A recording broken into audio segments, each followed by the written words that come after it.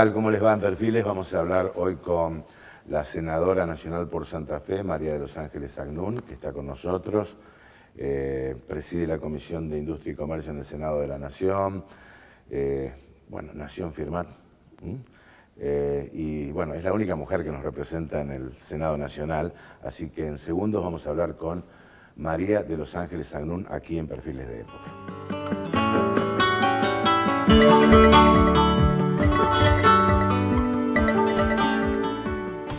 ¿Qué tal? ¿Cómo te va? ¿Qué ¿Bien? tal, Guillermo? Un gusto estar acá con vos. Nací en Firmat, en el sur. Sí, en el sur santafesino, en Firmat. ¿Sí? Sí. ¿Y en Villada qué? ¿La infancia? Claro, obviamente no había sanatorio en Villada. ¿Cómo no había sanatorio? Nací en Firmat. Y bueno, viví toda mi infancia y parte de mi adolescencia en Villada. Hice mi secundario en la ciudad de Firmat. Ajá. Y luego, bueno, estudié en la Universidad Nacional de Rosario Abogacía, así que viví en Rosario también durante mi época de estudiante. Y luego ya volví, me instalé en la ciudad de Firmat como abogada. ¿Sí? ¿Y en la escuela o en la facultad, ahí nació un poco la vocación política en los centros de estudiantes o no? ¿Sí? Sí, en el secundario ya. ¿En el secundario? En el secundario. En ¿Sí? el secundario, trabajando en el centro de estudiantes, agrupándonos con estudiantes de los distintos colegios de la ciudad de Firmat. A partir de ahí empezamos a militar y a tener un posicionamiento político frente a la educación. Participé en su momento en el Congreso Pedagógico Nacional, que llamara el doctor Raúl Alfonsín, donde participamos estudiantes, miembros de la comunidad educativa, así que... Y eso me entusiasmó, me gustó participar, me gustó exponer posiciones, presentar ponencias. ¿Y la vocación, digamos, o la inclinación por el peronismo es una cuestión familiar, propia, de convicción propia? ¿Cómo viene eso? Y primero es por herencia Porque muchos familiar. vienen de herencia familiar, haber vivido la... Primero por herencia familiar, pero uno cuando lo aprende con H en el medio al peronismo y luego, por supuesto, lo abraza, lo ama, tiene convicciones políticas, comienza también a tener convicciones propias. Ya no es solamente el amor o el abrazar una idea, una ideología por transferencia genética o hereditaria, sino que además tiene que ver con profundas convicciones. Y la verdad que el peronismo piensa a la sociedad con una mirada de justicia social, esa palabra justicia, que me parece que es también la que muchas veces nos motoriza a quienes estudiamos abogacía, a quienes estudiamos derecho. La verdad que piensa una sociedad y la organización de la sociedad en una forma equitativa. Y por eso creo que también está más vigente que nunca, por lo menos sus preguntas y sus planteos frente a la organización de la sociedad en este siglo XXI, que seguramente va a estar atravesado por esta cuestión de la igualdad. Ahora vienen algunas preguntas más antipáticas, pero también, digamos, durante el peronismo, aquel peronismo también se fomentaron los anti también. ¿Después se reeditó? ¿Hoy por hoy? A ver, ¿quién fomenta los anti, Guillermo? ¿Quién los fomenta? La verdad que me parece que cuando hay gobiernos que toman posiciones, que toman decisiones políticas profundas, estructurales, que modifican de alguna manera el orden conservador de una sociedad, normalmente generan una reacción. Y me parece que el peronismo, como otros movimientos, a ver, no tenemos que quitarle tampoco al irigoyenismo lo que ha significado para la República Argentina, y también generó el antipersonalismo. Pero bueno, porque también modificó ciertas estructuras de la sociedad, hizo que el irigoyenismo permitió que irrumpieran muchos sectores que estaban postergados o que no estaban vistos como sujetos políticos en su época, y el peronismo hizo emerger a la clase trabajadora, que era un sujeto político ignorado.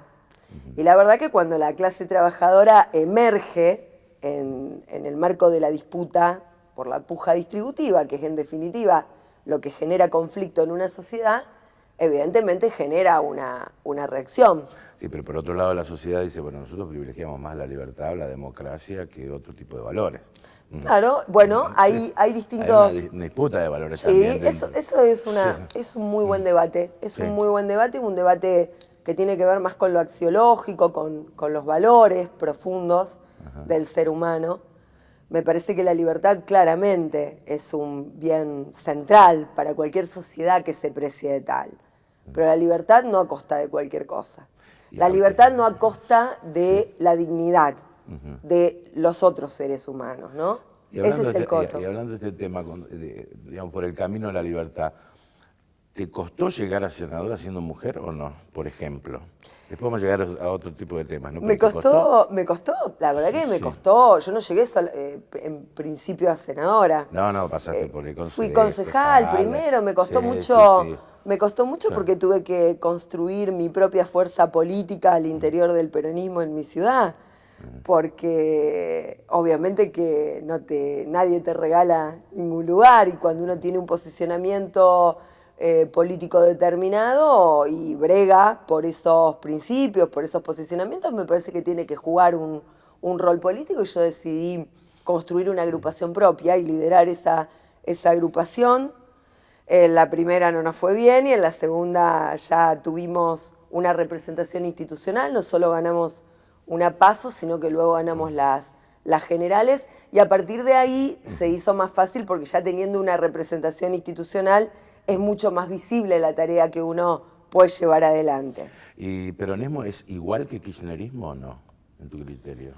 Me parece que el kirchnerismo expresa en el siglo XXI los valores del peronismo.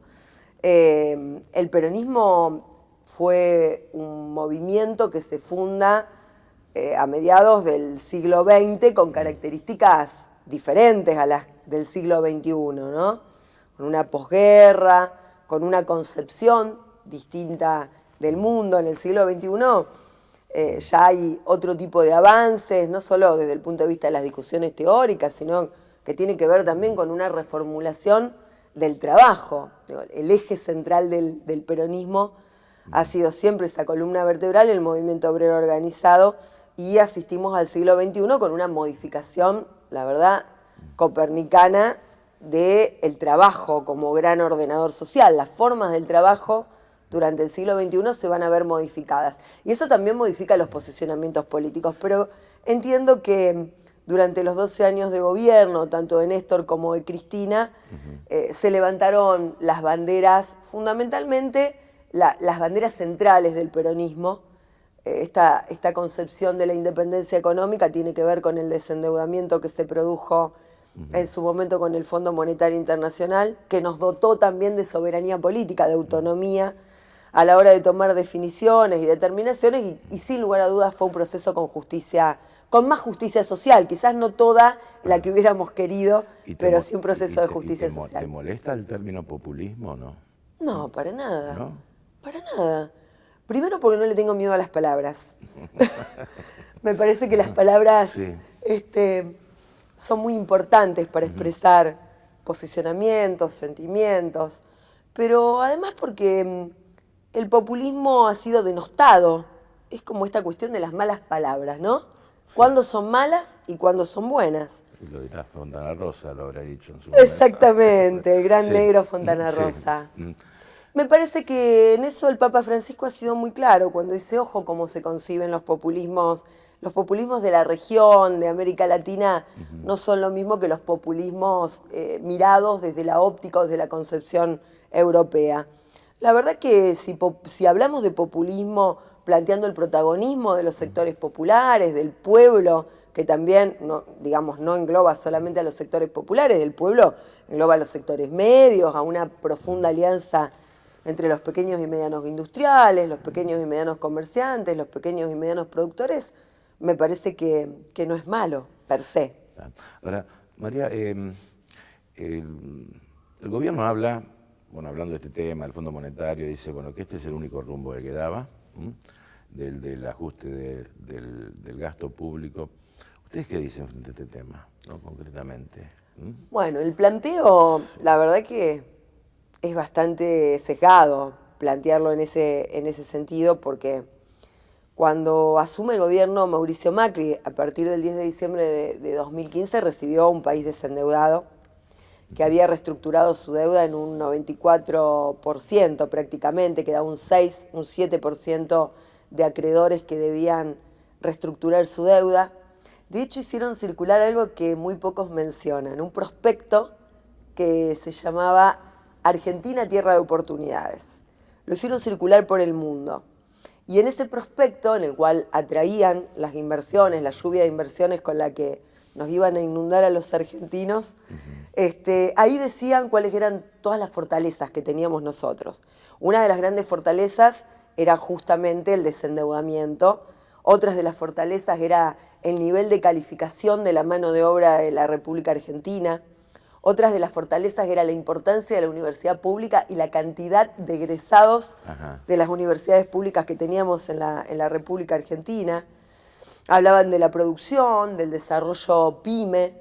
La verdad que a partir de la asunción de Mauricio Macri se toma la determinación política de ir hacia un proceso de endeudamiento, de derogar dos leyes que desde mi punto de vista fueron muy importantes, como la ley Cerrojo y la de pago soberano, que estaba replanteando incluso a nivel mundial cómo debían reestructurarse las deudas soberanas en el mundo, y tomaron un endeudamiento veloz, nos incluyeron nuevamente en un ciclo de valorización financiera, y sabemos que el Fondo Monetario no aporta algún tipo de proyecto o de modelo económico para que los países salgan adelante. Ahora el gobierno dice, bueno, pero nosotros recibimos un país sin energía, un país subsidiado, un país desigual, un país subsidiando la capital federal.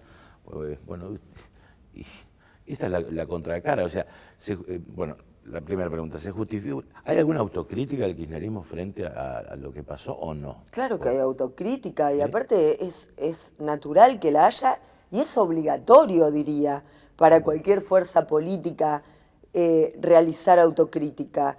De lo contrario, la verdad que estaríamos hablando de personajes absolutamente sesgados que no son capaces de afrontar su propia realidad y de superarse a sí mismos. Ahora, no te doy por cierto todo lo que dijiste. No. No te doy por cierto todo lo que dijiste. Un país sin energía, no, un país... No es cierto, no es cierto, no era un país sin energía. Ahí voy a tener diferencias. Era un país que estaba construyendo una plataforma fundamental para que la energía fuera barata en la Argentina, porque eso era un posicionamiento político. Y eso sí tiene claramente lugar a debate y a discusión ideológica, política. Algunos creen que la energía debe ser cara. Yo te lo pregunté a propósito ese tema. Sí. Bueno, pero vamos a hacer una pausa, después seguimos con hablando mucho gusto. Con María de los Ángeles Agnún.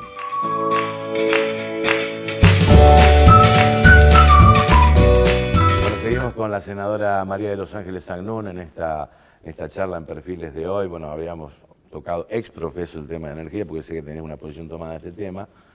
Y bueno, pero mi boleta de luz llegaba 1.000 pesos, el ciudadano de Puerto Madero le llegaban 80. Bueno, esa es una distorsión clara que existía y que tenía que ver con los subsidios. Hay dos cuestiones que hay que ver con respecto a eso y que no se abordan. Yo lo estudié profundamente cuando hicimos el debate tarifario. Sí, me acuerdo. Una de las cuestiones tiene que ver con los subsidios que recibían Edenor y Edesur, que sí se los trasladaban a los usuarios. Y por otro lado, también tiene que ver con el valor agregado de distribución, que no es el mismo, no es lo mismo en Capital Federal, donde tenés 600 habitantes por kilómetro cuadrado, que en Santa Fe, donde tenés 3 o 4 habitantes por kilómetro cuadrado y tenés grandes extensiones por donde extender la llegada, la distribución de la energía. Pero entiendo que sí, es claramente una distorsión que había que corregir, que no es fácil corregirla teniendo en cuenta el entramado productivo y de desarrollo de una comunidad. Pero lo que hay que decir es que nosotros en ese momento estábamos, si vamos a diciembre de 2015, subsidiando en $413 per cápita a los argentinos. Estados Unidos, a la misma fecha, $2.177 per cápita de subsidio. ¿Esto es populismo? No. Es un Estado presente utilizando una herramienta como la de la energía poniéndola al servicio de un modelo de desarrollo. Yo la verdad que si me preguntás para Santa Fe, quiero energía barata. Quiero energía barata para poder generar un modelo de producción, de desarrollo, de industria que garantice justamente que podamos ser competitivos. La competitividad no se logra con la baja del salario, como nos quieren explicar estos ideólogos de la ortodoxia económica. La competitividad se logra con energía barata, se logra con mejoramiento de los fletes, se logra con otro tipo de medidas, incentivos fiscales, menos presión tributaria, redistribución, en el sentido, bueno, veamos realmente a quién cobramos impuestos y a partir de ahí generar un modelo de desarrollo mucho más justo. ¿Hablaste de Santa Fe? ¿Estás pensando en Santa Fe seriamente? Sí, por supuesto. ¿Sí? Por supuesto, todo el tiempo. ¿Con quién? ¿Sola? ¿Con el kirchnerismo? ¿Con el socialismo o no? Estoy pensando en Santa Fe con la dirigencia política en su conjunto del peronismo. Me parece que tenemos la obligación de escuchar todos los matices del Partido Justicialista. No hay una sola expresión que pueda hacer la síntesis en la provincia de Santa Fe. Esa síntesis se va a lograr con mucho diálogo, con mucha escucha del territorio, con mucha escucha de los dirigentes políticos y también, por supuesto, tengo diálogo con otros sectores de la política santafesina.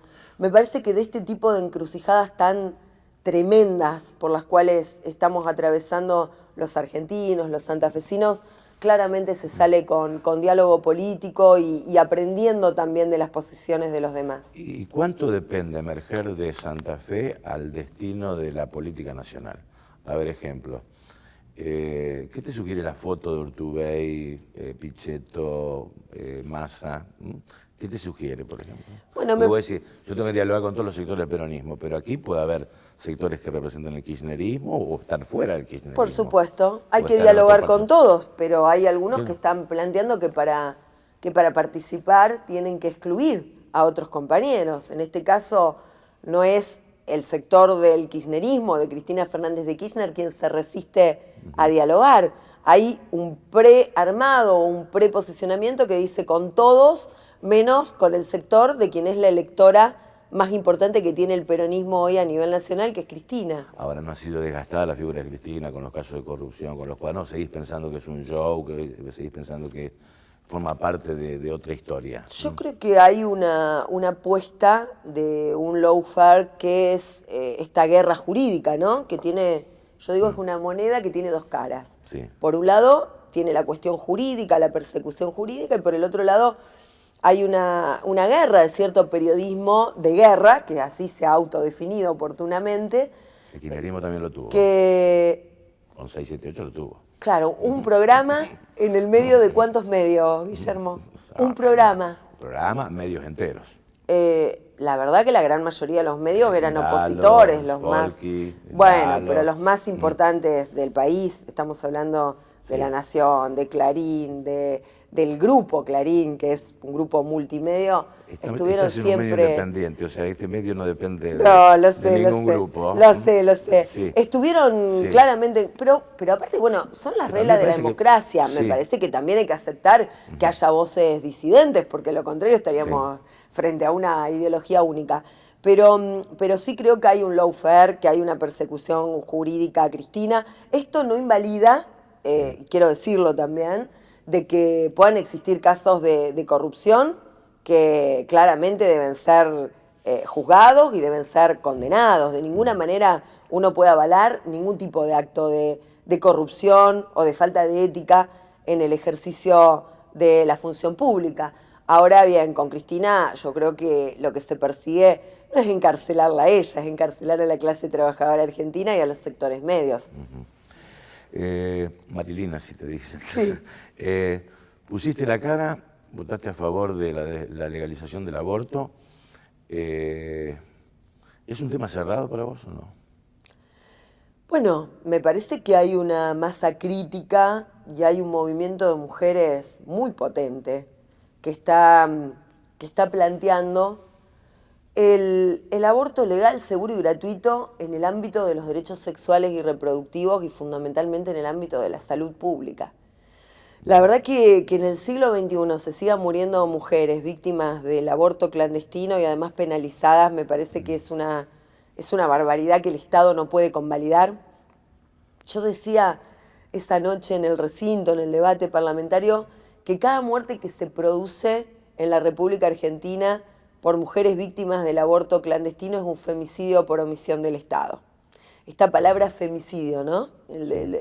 Que se ha instalado incluso en el Código Penal como una figura de tipo penal, me parece que hay que trasladarlo también a cuando el Estado por omisión empuja a una mujer a practicarse una interrupción voluntaria de su embarazo en situaciones paupérrimas, sin el más mínimo recaudo de salud pública. Me parece que además de despenalizar, el Estado debe acompañar a esa mujer que ha tomado esa determinación. Esto no significa que el Estado deba promover, incentivar o fomentar el aborto como si se tratara de una práctica anticonceptiva. Sí me parece que el Estado debe estar presente y debe tender una mano y debe abrazar a esa mujer que en un momento de sumo dolor toma esta determinación, porque no hay que subestimar a las mujeres tampoco. ¿Y alcanza el atajo de la despenalización únicamente? Porque bueno, fracasa el tema en el Congreso y algunos dicen, bueno, está en pie la modificación del Código Penal. Si yo incluyo ¿alcanza la despenalización? De ninguna manera. ¿No? Porque en un proceso de neoliberalismo profundo, donde se profundiza también la pobreza y donde la pobreza de las mujeres se profundiza aún más, este concepto de la feminización de la pobreza es muy interesante para analizarlo en procesos de restricción de derechos como el que se están viviendo y fundamentalmente desde el punto de vista económico, donde ya hay una brecha enorme entre la brecha salarial entre lo que percibe un hombre y una mujer. La mujer está mucho más flexibilizada laboralmente. En momentos de crisis o de flexibilización laboral se la flexibiliza aún más. Me parece que solo despenalizar es condenar a la mujer pobre a que se siga practicando un aborto en situaciones realmente de mucha peligrosidad para su vida, para su salud, para su integridad física. Debe ser garantizado por la salud pública, debe ser garantizado por el Estado esa práctica. Me parece que en ese sentido la provincia de Santa Fe, con el avance en el desarrollo del misoprostol, está teniendo un rol muy interesante. Me parece que el Estado debe tomar estas políticas de manera tal de poder garantizar que aquella mujer que decide hacerlo no muera. Y bueno, ya estamos sobre el 19, ¿no? Yo me equivoco si digo, bueno, ¿sos candidata a gobernadora de la provincia de Santa Fe? Bueno, soy una de las candidatas a gobernadora de la provincia. Si vos decís, tengo que cambiar ¿qué de esta provincia en 2 renglones, por ejemplo? Hay que cambiar, en primer lugar, hay que cambiar el modelo de producción garantizando un Estado presente que acompañe al pequeño y al mediano industrial, al pequeño y mediano comerciante, al pequeño y mediano productor. Me parece que la provincia de Santa Fe tiene una potencialidad inmensa, pero hay que poner el foco en el sector productivo, hay que alentarlo, hay que sacar el pie de la presión impositiva que tienen estos sectores que apuestan por nuestro país, que apuestan por la Argentina, y hay que convertir a la provincia de Santa Fe en la provincia del arraigo. Yo soy una de las fundadoras del movimiento nacional arraigo y nosotros tenemos 363 distritos. Esos 363 distritos tienen que ser los pueblos del arraigo, los pueblos que permitan a los jóvenes soñar. Muchísimas gracias. Gracias a vos, muy amable. Hoy con la senadora María de Los Ángeles Agnún.